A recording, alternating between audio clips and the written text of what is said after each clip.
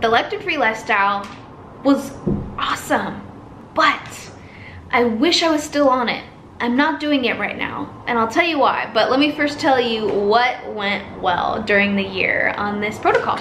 So if you're not familiar with the lectin-free protocol, this is by Dr. Stephen Gundry. He has the book, The Plant Paradox. It's all about helping eradicate chronic illness through inflammatory disorders and disease and clinical issues that happen because of inflammation in the body.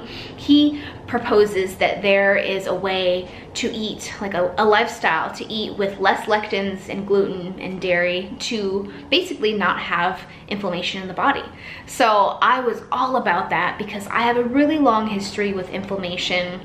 It's in terms of I had chronic pustule acne, cystic acne for maybe 17 years, as well as I had eczema and dry skin and stigmatisms, as well as anxiety and depression and irritable bowel syndrome and just major digestive issues, major bloating and gas and distension of the stomach.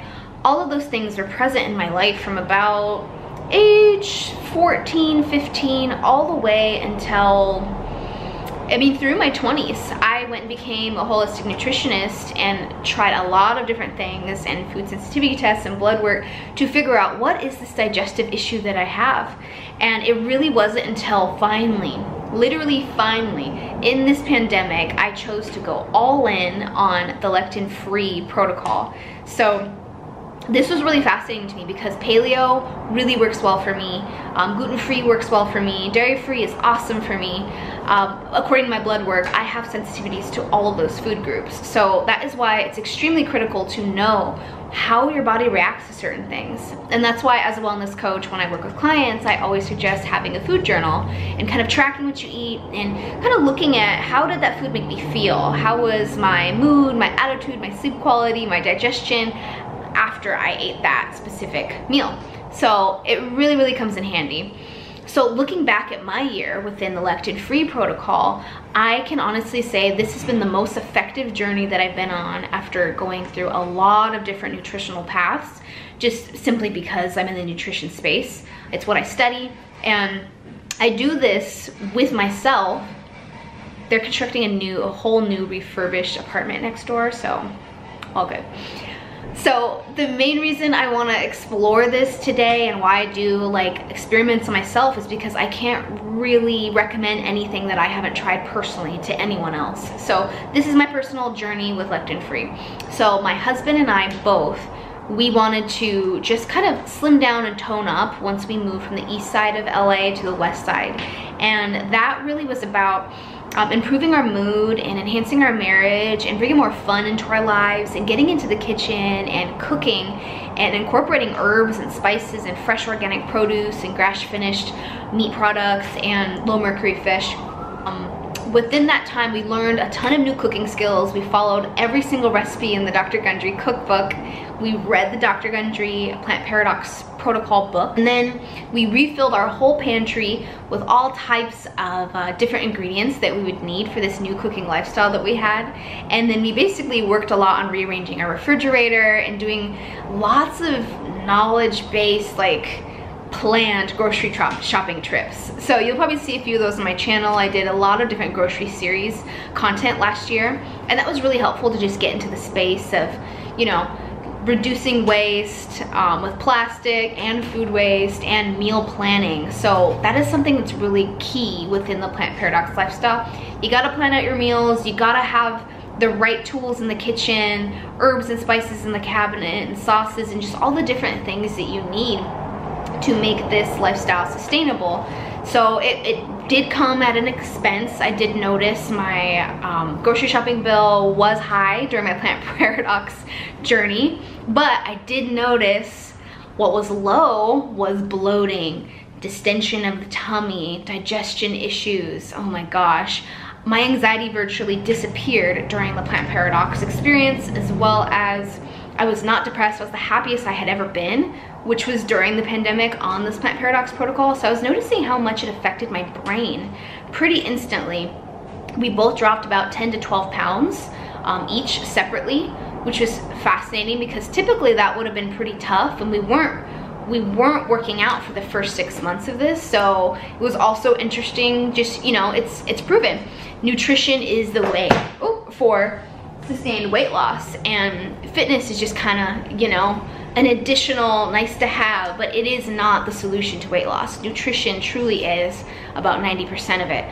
So focusing on that, we had a ton of great results there, and my skin got a lot better. I used to have breakouts all over, not breakouts, it was just a few little spots on my chest. That was happening when I was eating a lot of grain, a lot of legumes, soy-based products, and during the Plant Paradox Protocol year, my skin was clear, I was glowing, I had a lot of bright, positive, happy energy, and that was really fascinating to experience, considering I felt at such a low, depressed state when I lived in East LA and I was eating like Beyond Burgers and soy and rice and beans on this vegetarian diet. I will never do that again. There's so much to say there. There's a lot of research and analysis there and different, you know, schools of thought, but I mean, just look at your blood work on a grain diet versus a diet with a mix of some fish and ethically sourced lean meat products, as well as a small amount of fresh, low sugar fruit, low glycemic index, low starch vegetables, and minimal nightshades, and pressure cooked black beans, and less rice, just going less on the rice and replacing all the rice with, say, cauliflower or broccoli, different things like that. So we really had to get very knowledgeable and put in the work to do the Plant Paradox lifestyle. So that's my verdict for you today. It does take work, it takes knowledge, it takes an investment, it takes focus, it takes planning, it takes research and reading. It's a commitment, but it's an investment and a commitment to you and your health, which is probably the greatest thing you will ever do in this life, because health is wealth. And then once you're at your best, highest self, you can then share that with the world and spread, you know, so much health, longevity, and positivity across this planet, which is exactly what we need during a time like this. And another verdict I will say about the Plant Paradox is my immune system was completely boosted during that time. My allergies were reduced. I had less mucus, less sneezing, my dreams were more vivid. I had less racing thoughts, like I was saying, less anxiety type of symptoms on a lean, lectin-free protocol. I totally believe that's all correlated. So, oh yeah, and just sleep quality and duration was great across the board the whole year. So wrapping up, those are the benefits, those are the costs of what it entails to have a lifestyle like this. And then I'm gonna talk about where I am now. So from March this year, 2021 to July 2021, when I'm shooting this, I have been kind of half in, half out a lectin-free lifestyle, because after the pandemic kind of shifted in the last few months, I was like, okay, the lectin-free lifestyle is not sustainable long-term with this much 100% focus going all in. But what is sustainable is I can go halfway in or 75% in. I can still eat tomatoes but remove all the seeds. I can still eat peppers, remove all the seeds. Same thing with squash. I can kind of avoid eggplant. I can have it if I want to, but I do want to just keep awareness of how that vegetable may make me feel, and then utilize my food journal and kind of keep being a food researcher, investigator of my own during the process. But that's a way to keep this sustainable long term, rather than removing whole food groups altogether. That is very restrictive and it's not sustainable long term. But you can go on a journey like this and experiment with yourself, get your data, and, you know, get all of that lined up and really look at your life from, you know, an overview. Give yourself 6 months to a year to test out something, to truly have the intel that you need to really speak on that topic with conviction and understanding of how it worked for you in particular. So that's what I did here. And if you want to try the lectin-free lifestyle, just be aware of all the points that I mentioned, as well as giving it time and investing in it and focusing in it, and then maybe scaling back a little bit once you've finished your experiment with yourself, and then pick and choose which parts you want to take and which parts you want to leave. So I love having rice, like jasmine rice, and Dr. Gundry says that's fine. So I still do that. I rinse it and I pressure cook it. But I used to do that a couple times a week. Now I do that a couple times a month. See? So it's just scaling it back just a little bit. And black beans, probably used to do that a couple times a week too. Now I probably do it once a month, you know? So pick and choose what works for you. Remember, bio-individuality, no matter what. Everyone has different needs. I have now incorporated parsnips and turnips and jicama. So you can really replace potato if you're having kind of a bloaty type of reaction to potato because it's high in starch and lectins. Try parsnip chips or parsnip fries, turnip fries, or or jicama sticks with dip. So there's lots of really cool fun things you can do, and you'll find in this journey you're learning a lot about how to mix and match flavors and not eliminate, but find alternatives with vegetables, because vegetables are so fun and fascinating, and that really needs to be the majority of our nutritional lifestyle, and balancing our plate is mostly veggies. And so the plant paradox is a plant-based, essentially, almost, not 100%, but you're really finding ways how to be clever with plants and how to help plants work with you instead of against you. So that's my spiel about the lectin-free diet. I've been on and off for the past 5 months now. I haven't been strict, and I have noticed I have fluctuated in my weight for about 3 to 5 pounds up and down.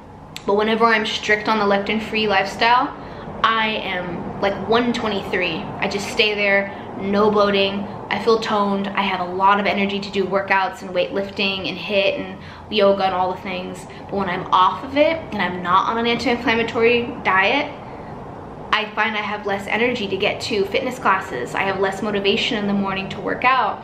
I don't have as much energy to weightlift, as well as my weight fluctuates upwards about like 128, 127. So it is interesting how going off of a protocol or a lifestyle, you start looking at the stats, you look at your little food journal and your wellness journal, and it's like, oh, this is different. This is different, but it's fine. And that's life. Seasons change and you change, and you know, you just work with it and you make different moves and tweaks and feel what's good for you. But I will say, as a nutritionist, if you have like a chronic illness or a literal hardcore sensitivity, the treat yourself moments do add up. There's a compound effect there with treating yourself so much to the point where you're in pain and you're uncomfortable in your body. We don't want that either. So just find that happy medium of living your best life without restricting or cutting out anything, and just crowding in more options with vegetables and plant-based nutrition. Another conclusion I came to was, this lifestyle, I don't want to use the word hard, but it can be less attainable because brands haven't caught up yet. So if you are not super comfortable in the kitchen and not fully focusing on meal planning because you're not a nutritionist as your career, it can get tough finding a food product out there that says lectin-free on the label, or going to a restaurant and looking at the menu and being like, how do I, like, it's like, you know that meme where it's like calculus and equations? That's what's happening whenever I go out to eat and I can't control what's happening nutritionally on my plate. So that's where this process gets a little difficult. We're all aware of that, and we don't want to make our lives more difficult, because that makes wellness actually not wellness, and then you become unwell because you start having anxiety about what you're eating, and that is not okay. I've been there in my 20s. I'm not there anymore. So even with the lectin-free diet, if you're in a space where you're just diving in and you don't have a lot of nutrition knowledge, and you haven't like been in the studies of this stuff, it can be, it can turn toxic. Any extreme of anything is not good. So just have major awareness of like what's your truth and what isn't your truth with this. And my truth with this is, it's hard for me to find lectin-free snacks, but I try my best. I try to find some paleo snacks. When they say grain-free, even better. And now some are saying lectin-free. And I actually had this brand reach out to me recently, and it's called Marigold's Bars, which is so exciting because they have this bar that's grass-fed, ethically sourced, as well as lactose-free, gluten-free, soy-free, GMO-free, all the frees. And I'm so excited because it has this new label that says truly grass-fed, which is very cool. And it's keto friendly as well. So this is 21 grams of protein here and only 2 grams of sugar. So if you haven't tried these, I highly recommend them. They have protein powders as well. These guys are doing really, really good for this space where people have sensitive tummy issues like me and food sensitivities, and I just really love what they're doing with their branding and everything, and there's no preservatives too. So it's chewy.